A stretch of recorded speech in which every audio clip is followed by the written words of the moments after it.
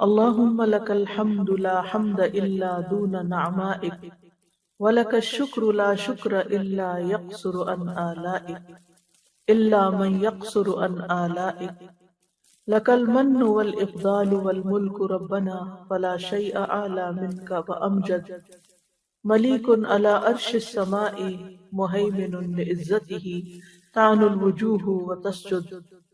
اے اللہ تیرے ہی لیے حمد ہے، کوئی حمد نہیں ہے مگر وہ تیرے انعامات سے کم ہے، یعنی ہم جتنی بھی تیری حمد کریں تیری نعمتوں کے مقابلے میں وہ بہت تھوڑی ہے، اور تیرے ہی لیے ہر قسم کا شکر ہے، کوئی شکر نہیں مگر وہ تیرے احسانات اور انعامات سے کم ہے۔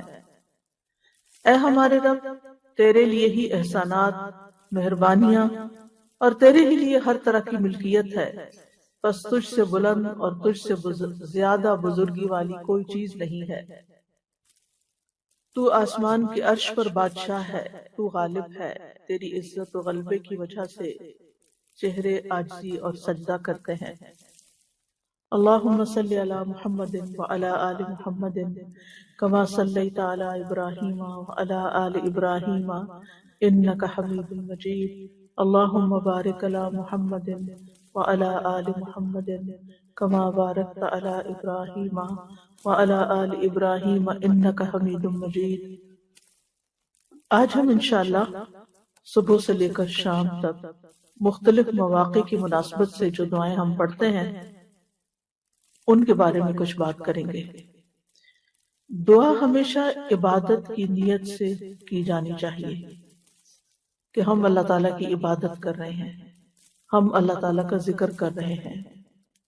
اگر انسان اپنی زندگی میں کوئی پریشانی دیکھتا ہے یا اس کی زندگی میں کوئی خوف ہوتا ہے یا کوئی ایسی چیز ہوتی ہے جو اسے تکلیف دیتی ہے، تو جب اس کو دور کرنے کے لیے اپنے رب سے دعا کرتا ہے تو وہ صرف اس تکلیف اور اس پریشانی کو ہی ذہن میں نہ رکھے، بلکہ یعنی جس مقصد کے لیے وہ دعا مانگ رہا ہے، مثلا یا اللہ میرے سر میں درد ہے تو اسے ٹھیک کر دے، تو صرف یہ مقصد نہیں ہونا چاہیے، بلکہ اعلیٰ ترین درجہ کیا ہے کہ میں اللہ سبحانہ تعالیٰ سے اب ایک قرب کا تعلق چاہتی ہوں، اللہ کے قریب ہونا چاہتی ہوں، عبادت کی نیت بھی کرے جو کہ سب سے بلند مقصد ہے، کیونکہ اللہ تعالیٰ نے ہمیں اپنی عبادت کے لیے پیدا کیا ہے، لہٰذا جب ہم دعا کرتے ہیں تو عبادت کی حالت میں ہوتے ہیں، اور اس طرح انسان کو اپنی دعا کے فائدہ مند ہونے کا یقین بھی زیادہ ہوگا۔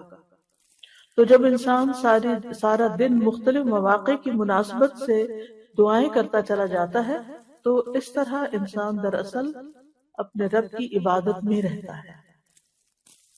تو اس سلسلے میں عقل مند لوگوں کی جو صفت قرآن مجید میں بتائی گئی ہے وہ کچھ یوں ہے: وہ جو کھڑے اور بیٹھے اور اپنے پہلوؤں پر لیٹے ہوئے اللہ کو یاد کرتے ہیں، اور وہ آسمانوں اور زمین کی تخلیق میں غور و فکر کرتے ہیں اور پکار اٹھتے ہیں اے ہمارے رب، تو نے یہ سب کچھ بے مقصد پیدا نہیں کیا، تو پاک ہے، بس ہمیں آگ کے عذاب سے بچا لے۔ جیسا کہ آپ جانتے ہیں کہ یہ آیت سورۃ آل عمران کی آخری آیات میں سے ہے، اور اس میں اللہ سبحانہ تعالیٰ عقل مند لوگوں کی کچھ صفات بیان کر رہے ہیں۔ عقل مند کون ہوتے ہیں؟ عقل مند وہ ہوتے ہیں جو ہر حال میں اللہ کو یاد کرتے رہتے ہیں، ہر موقع کی مناسبت سے اللہ تعالیٰ سے دعا کرتے ہیں، کیونکہ دعا عبادت کا نچوڑ ہے، دعا عبادت کا سب سے اعلیٰ و افضل حصہ ہے۔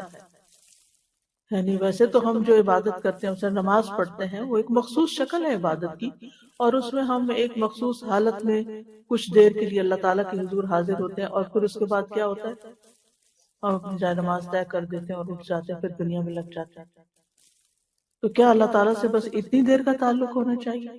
نہیں، عقل مند انسان کا تعلق سب سے بڑی ہستی اللہ رب العزت کے ساتھ ہر لمحے کا تعلق ہوتا ہے۔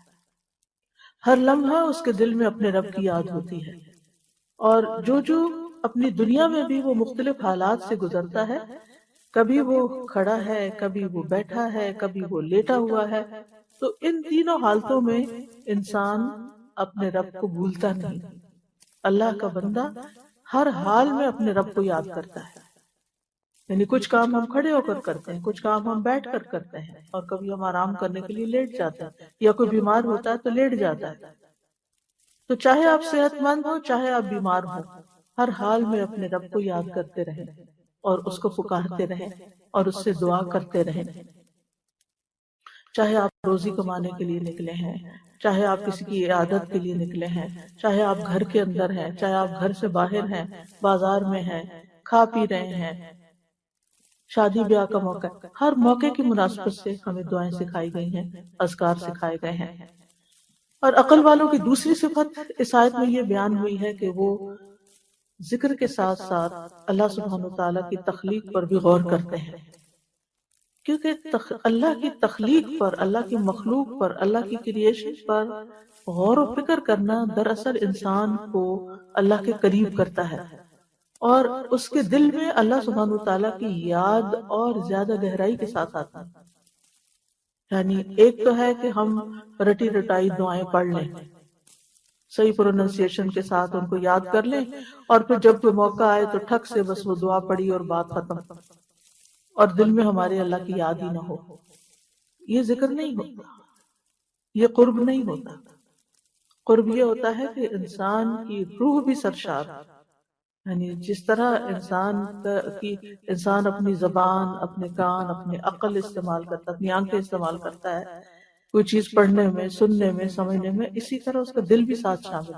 اور دل ساتھ شامل نہیں ہو سکتا جب تک آپ کے دل میں اللہ کی بڑائی نہیں آتی، اور اللہ کی بڑائی آتی نہیں جب تک آپ اللہ تعالیٰ کی کائنات میں غور و فکر نہیں کرتے. جب آپ غور و فکر کرتے ہیں اور جب آپ کسی نتیجے پہ پہنچتے ہیں تو آپ کی روح سرشار ہو جاتی ہے، آپ کے اندر آپ واقعی کانپ اٹھتے ہیں اللہ تعالیٰ کی عظمت اور بڑائی کے ساتھ. تو وہ بھی بے حد ضروری ہے، کیونکہ اس حالت میں دراصل انسان پھر حق کے آگے جھک جاتا ہے، اور انسان کی زبان سے بھی اچھی بات نکلتی ہے. اور پھر وہ صرف اوپر کی لپ سروس نہیں ہوتی، اللہ تعالیٰ بہت بڑے ہیں اور ہم اللہ کا شکر ادا کرتے ہیں، اس طرح کی باتیں ہم روٹین میں بہت کہتے رہتے ہیں، لیکن ان کے ساتھ، ان باتوں کے ساتھ ہمارے دل کی حالت کیا ہوتی ہے اس پر ہم کبھی توجہ نہیں کرتے. لیکن عقل مند لوگ اللہ سبحانہ وتعالیٰ کو دل سے یاد کرتے ہیں اور غور و فکر کرتے ہیں، اور ہر حال میں، ہر موقع کی مناسبت سے وہ اللہ کو یاد کر رہے ہوتے ہیں. مجاہد کہتے ہیں کوئی بندہ اللہ تعالیٰ کو کثرت سے یاد کرنے والا تبھی ہوتا ہے جب وہ اللہ تعالیٰ کو کھڑے، بیٹھے اور لیٹے ہوئے یاد کرتا ہے. ابن قیم رحمہ اللہ کہتے ہیں ذکر وہ مطلوبہ عبادت ہے جس کی کوئی انتہائی حد ہی نہیں، یعنی جس کی کوئی لمٹ نہیں. باقی رمضان 30 روزے ہیں، حج کا مخصوص موسم ہے، زکوٰۃ سال میں 1 دفعہ ہوتی ہے، نماز دن میں 5 دفعہ ہوتی ہے، یہ عبادات ہیں. لیکن ذکر ایک ایسی عبادت ہے کہ جس میں کوئی لمٹ نہیں ہمیں بتائے گی کہ بس اتنی دیر، اتنے گھنٹے، اتنے دن، یہ اتنا وقت کرنا. اور پھر وہ کہتے ہیں کہ اللہ سبحانہ وتعالیٰ فرماتے ہیں یا ایھا الذین آمنوا اذکروا اللہ ذکرا کثیرا، کثرت سے اللہ کو یاد کرو. اور کوئی وقت ایسا نہیں کہ جس کے ساتھ یہ عبادت خاص ہو، یعنی کہ صرف صبح کے اتنے وقت یا شام کے اتنے وقت، اور کوئی حالت ایسی نہیں کہ جس میں ذکر نہ کیا جا سکتا ہو. نبی صلی اللہ علیہ وسلم کثرت کے ساتھ اللہ کا ذکر کیا کرتے تھے، اپنے تمام اوقات میں. کان یذکر اللہ علی کل احیانہ، تمام اوقات میں ذکر کرتے. آپ بستر پر لیٹتے تو مسلسل ذکر کرتے رہتے تھے حتیٰ کہ آپ کی یعنی آنکھیں سو جاتی. اور پھر صرف ذکر ہی نہیں ہوتا تھا، غور و فکر بھی ہوتا تھا. اور غور و فکر کی اہمیت کا اندازہ آپ اسے لگا سکتے ہیں کہ صحابہ کرام کی عادت کیسے تھی. ام درداء سے پوچھا گیا کہ ابو درداء کا کیا حال تھا، یعنی ان کی عام عادت کیا تھی. انہوں نے کہا کہ اکثر وہ سوچوں میں غرق رہتے تھے، یعنی غور و فکر کیا کرتے تھے. ان سے پوچھا گیا کہ آپ کا کیا خیال ہے، کیا غور و فکر کرنا اعمال میں سے ایک عمل ہے، یعنی یہ بھی ہمارے اعمال میں شمار ہوگا؟ انہوں نے کہا ہاں، یہ ایک ایسا عمل ہے جس سے یقین حاصل ہوتا ہے. یعنی ایک تو ہے آپ ایمان لے آئے اللہ پر، اس کے رسولوں پر، کتابوں پر، جو آپ کو سکھایا گیا آپ نے سیکھ لیا، آپ نے شروع کر دیا. لیکن ایک یہ ہے کہ ایمان کا بھی ایک انتہائی درجہ ہوتا ہے، ٹاپ کا درجہ ہوتا ہے، اور وہ یقین ہوتا ہے، اور یہ اللہ تعالیٰ کی تخلیق پر غور کرنے سے ہی آتا ہے۔ ابن عون کہتے ہیں کہ غور و فکر کرنے سے غفلت ختم ہوتی ہے اور دل میں خشیت پیدا ہو جاتی ہے، جیسا کہ پانی کاشتکاری کے لیے نباتات اگاتا ہے، اسی طرح جتنا غم دلوں کو چمکاتے ہیں اتنا کوئی اور چیز دلوں کو نہیں چمکاتی، اور جتنا غور و فکر سے دل روشن ہوتے ہیں اتنا کسی اور چیز سے روشن نہیں ہوتے۔ یعنی غم سے انسان کا دل متاثر ہوتا ہے، چمکانے سے مراد یہاں پر پازیٹیو معنوں میں نہیں ہے، لیکن یہ کہ یعنی غم اندھیرا کر دیتے ہیں ایک طرح سے، اور ذکر جو ہے وہ ان میں روشنی پیدا کر دیتا ہے۔ یہ بغوی کا قول ہے۔ حسن بصری کہتے ہیں، یعنی امام بغوی نے اس کو ذکر کیا، قول تو ابن عون کا ہے۔ حسن بصری کہتے ہیں ایک گھڑی غور و فکر کرنا ساری رات کے قیام سے زیادہ بہتر ہے، کیونکہ اس میں انسان اللہ کے قرب کے فاصلے بہت تیزی سے طے کر لیتا ہے۔ تو ربنا ما خلقت ھذا باطلا، انسان اس نتیجے پہ پہنچتا ہے کہ اللہ تعالیٰ نے کائنات میں کوئی بھی چیز بیکار پیدا نہیں کی، چاہے کوئی ایک پتا ہے، ایک مکھی ہے، ایک مچھر ہے، کوئی بھی چیز بے معنی نہیں، بے مقصد نہیں اور عبث نہیں، بلکہ ایک تو انسان کے زمین کو انسان کے رہنے کی جگہ بنایا اور اس کی ضروریات کے لیے چیزیں پیدا کی، اور دوسرا یہ کہ یہ چیزیں بعض اوقات ایسی چیزیں انسان کی توجہ اپنی طرف کھینچ لیتی ہیں کہ جس کے ذریعے جو بنانے والا ہے، جو خالق ہے، جو اللہ الخالق ہے، اس کی عظمت دل میں بیٹھ جاتی ہے۔ سبحانکا، انسان پھر قدرتی طور پہ پکارتا ہے تو پاک ہے اس سے کہ کوئی عبث بیکار کام کرے۔ فقنا عذاب النار، تو ہمیں آگ کے عذاب سے بچا لے، یعنی ہر طرح کی برائیوں سے بچا کے رکھ تاکہ، اور نیک اعمال کی توفیق دے تاکہ ہم جہنم میں جانے سے بچ جائیں۔ تو آج چونکہ ہمارا موضوع متفرق دعائیں ہیں، تو اس میں ہم دیکھتے ہیں کہ صبح سے لے کے شام تک مختلف مواقع پہ ہم کیا کیا پڑھتے ہیں اور ان کے پڑھنے کا کیا حکم ہے اور کیا فائدہ ہے۔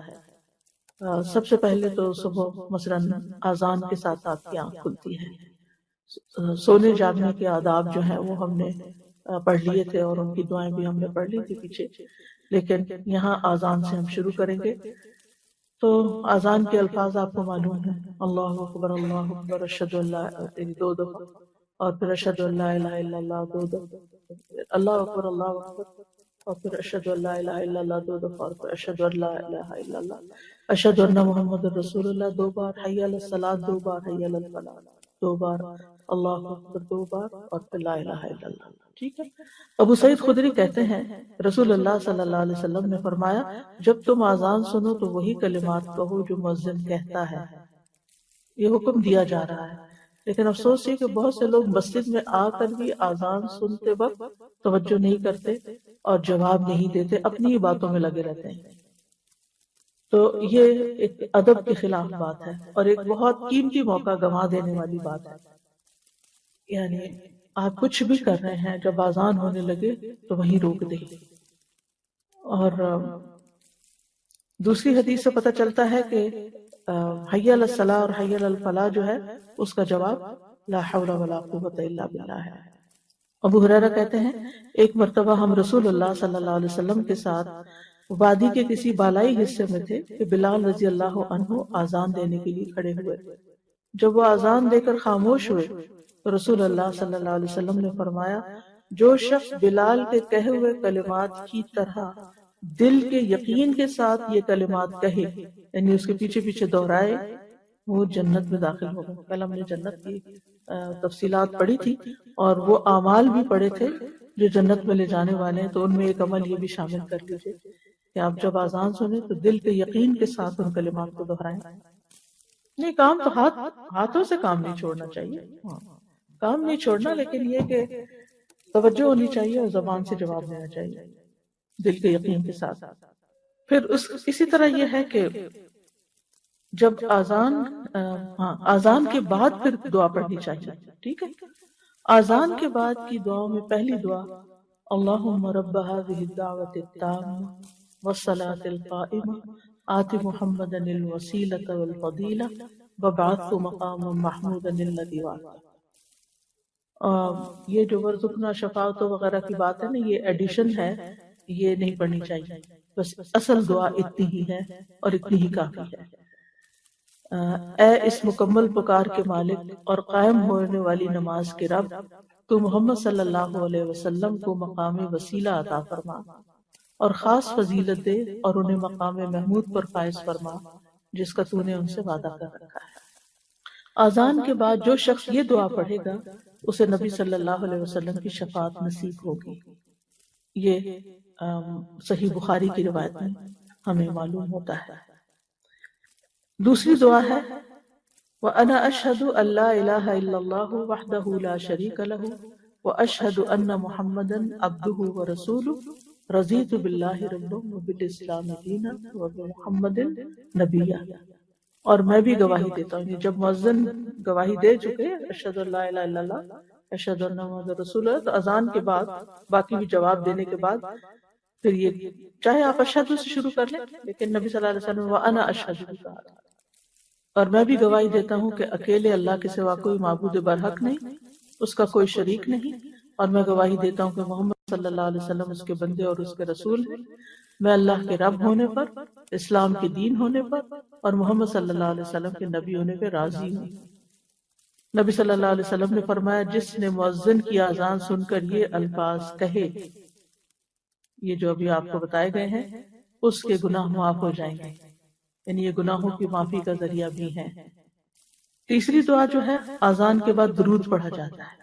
عبداللہ بن عمرو بن العاص سے روایت ہے، انہوں نے نبی صلی اللہ علیہ وسلم کو فرماتے ہوئے سنا جب تم مؤذن کو سنو تو اسی طرح کہو جیسے وہ کہتا ہے، پھر مجھ پر درود بھیجو، کیونکہ جو مجھ پر ایک دفعہ درود بھیجتا ہے اللہ اس کے بدلے اس پر 10 رحمتیں نازل فرماتا ہے۔